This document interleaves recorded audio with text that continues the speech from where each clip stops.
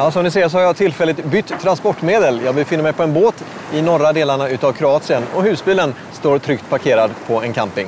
Här ska det utforskas både till sjöss och till lands, både över och under ytan. Och ni är mycket välkomna att följa med. Vi börjar vår kroatiska upptäcktsfärd på Krk, som är den näst största ön i Adriatiska havet. Här slår vi läger på välskötta camping Krk, en anläggning som länge drevs som en nudistcamping. Men på grund av slaknande intresse så bytte man inriktning och numera är det en supermodern familjeanläggning. Under högsäsongen så har man 1500 gäster som bor på 350 campingtomter och i ett 50-tal stugor. Området är beläget på en bred sluttning åt sydväst som vetter ner mot det inbjudande havet. Och badar gör man i anläggningens pool eller från klipporna.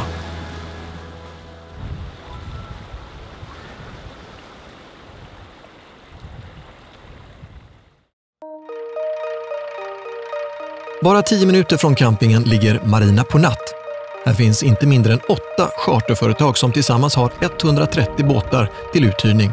Allt ifrån mindre dagstursbåtar som man kan köra själv till större motor- och segelbåtar för veckoturer. Jag blir inbjuden att följa med på en endagstur ombord på den 15 meter långa segelbåten Modra för att få en försmak av vad den kroatiska skärgården har att bjuda på. Så snart vi har tagit oss ur Ponats vackra hamn så sätter vi segel och styr söderut.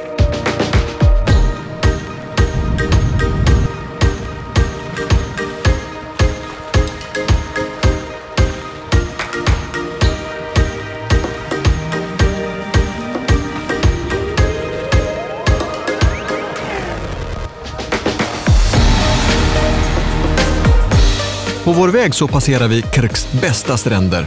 De ligger i sydväst och kan bara nås med badbåtar.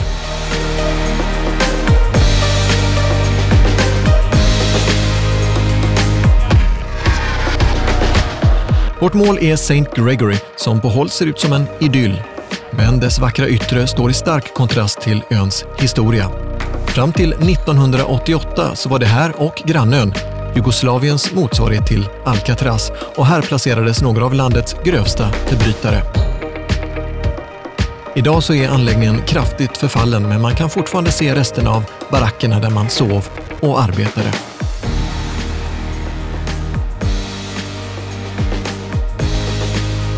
Tillbaka vid restaurangen så möter jag en gäst som inte tycks ha beställt något bord men som ändå vill ha en bit mat. Det visar sig att den tama hjorten är en stammis som gärna äter direkt ur händerna. Och apropå mat så var det dags för lunch också för oss. I sittbrunnen dukas det fram lokala specialiteter och välkylt vin.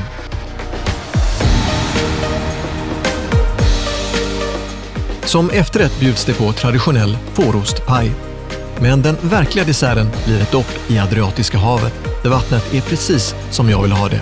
Salt, ljummet och kristallklart. Nästa dag packar vi husbilen och rullar norrut mot halvön Istrien. Längs kusterna så finns otaliga medeltidsstäder som bjuder på en charm som man bara upplever när man är omgiven av kullersten, gränder och tvätten på tork. Och har man bara tid att besöka en av dessa städer så är mitt tips Rovinj, en pärla med anor från 700-talet.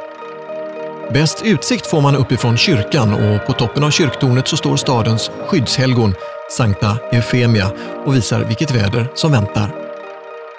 Är det lika bra som under vårt besök så är risken stor att du blir badsugen. Och då är det bara att bege sig till någon av de små vikar som ligger på utsidan av ringmuren. Rovinj är en stad som är som gjord för vykort, eller vad sägs om följande scener.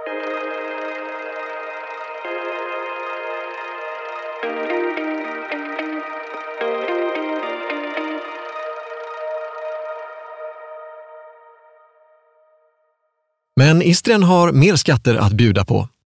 En av den gastronomiska världens högst värderade ingredienser är tryffeln. En svamp som finns i en svart och en vit variant där den senare kan betinga ett pris på upp till 50 000 kronor kilot. Detta gör det till den dyraste svampen i världen. Varje höst när säsongen för den vita tryffeln drar igång så anordnas marknader, mässor och högtider till tryffelns ära.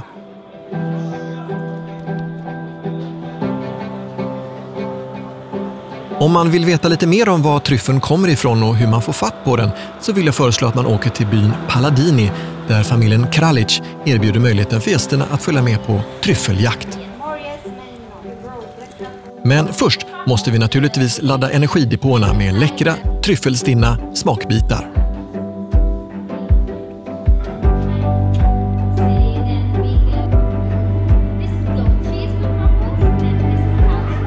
Och sedan är det dags att hämta supersniffarna.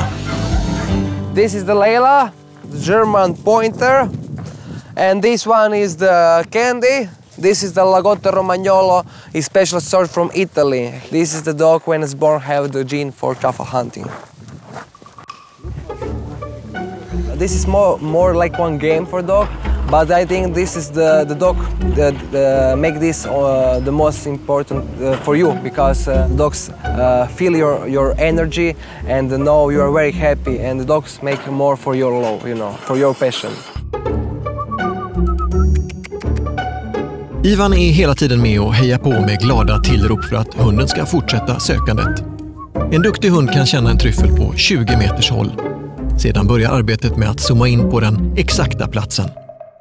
For me, I love this feeling when you found the truffle and you see only the small part, and after you go with finger is bigger and your heart starts to you know, and you think, okay, maybe the biggest saver. This is like one adrenaline, this one passion for truffle. Maybe it's the biggest saver, maybe I found the biggest in the family, you know, it's only for glory, you know, like this.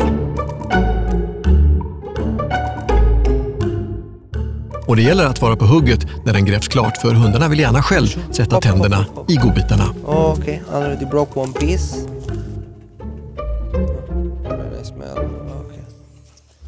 Under vårt besök så lyckades Candy gräva fram 3 svarta tryfflar på 20 minuter. Bra jobbat!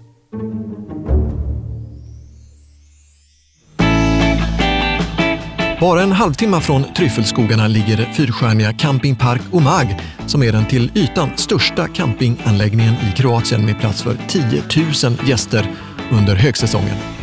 Här finns såklart allt vad gäller service och bekvämligheter, och mycket fokus ligger på aktiviteter för barn och familjer. Man erbjuder såväl campingtomter som boende i stugor, och hela anläggningen är utspridd i vad som känns som en anrik slottspark fylld med 100-åriga träd. Allt står uppdukat på en svagt sluttande gräsmatta som inte slutar förrän den når havet. Och när det gäller bad så kan man välja mellan en handfull klapperstens- och grusstränder.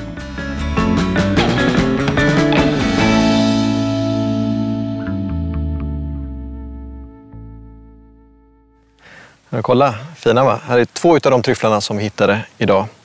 Och det här kan bli världens bästa omelett. Vi börjar naturligtvis som vanligt med att knäcka äggen. 2 per person. Och så vispar vi äggen till en jämn smet. Och när det är klart så går vi på tryffeln.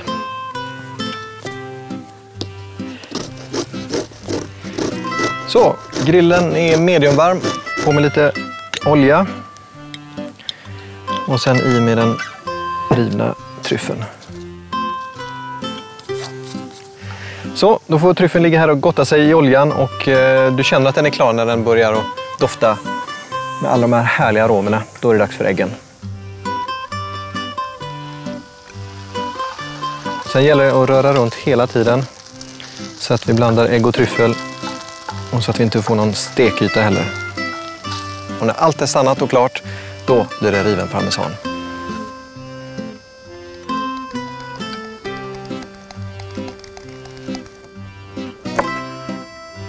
Så, då har vi en kroatisk tryffelomelett framför oss.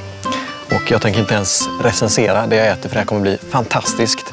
Och det är inte på grund av mig.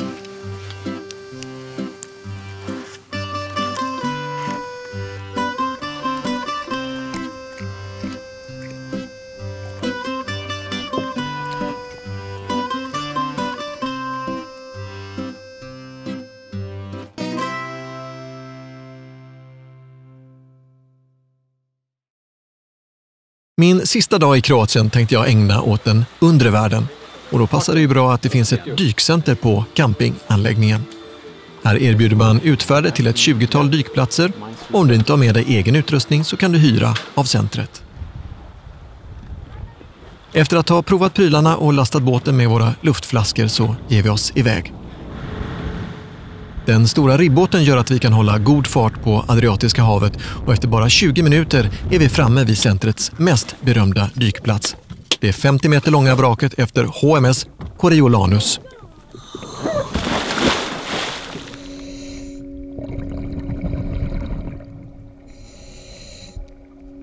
Jag har svårt att inte börja nynna på filmmusiken till Titanic när jag närmar mig det imponerande förskeppet. Här hittar jag 2 20 mm Oerlikon luftvärnskanoner som skulle försvara fartyget mot anfallande tyska flygplan. Idag är de vackert bevuxna med svampar och koraller, precis som resten av vraket.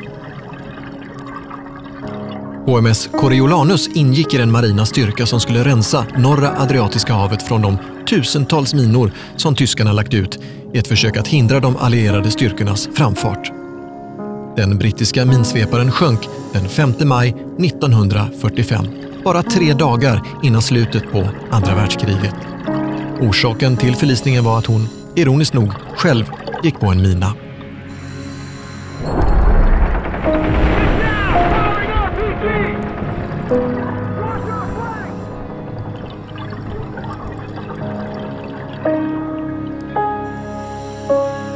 Coriolanus står upprätt på 29 meters djup med de grundaste delarna av fartyget på 11 meter.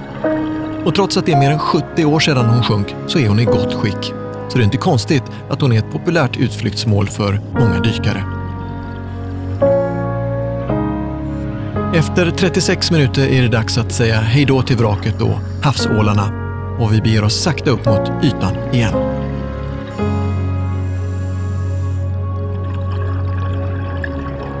Vad kul att kunna lägga till dykning på listan över aktiviteter här i Gone Camping. Det var första gången för mig som jag dök i Kroatien. Det var jättekul. Och kul också att ni ville vara med oss på vår resa genom de norra delarna utav landet.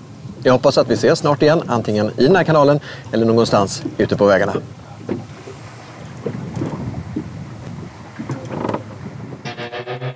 Under vårt besök i Kroatien seglade vi med Marina Punat.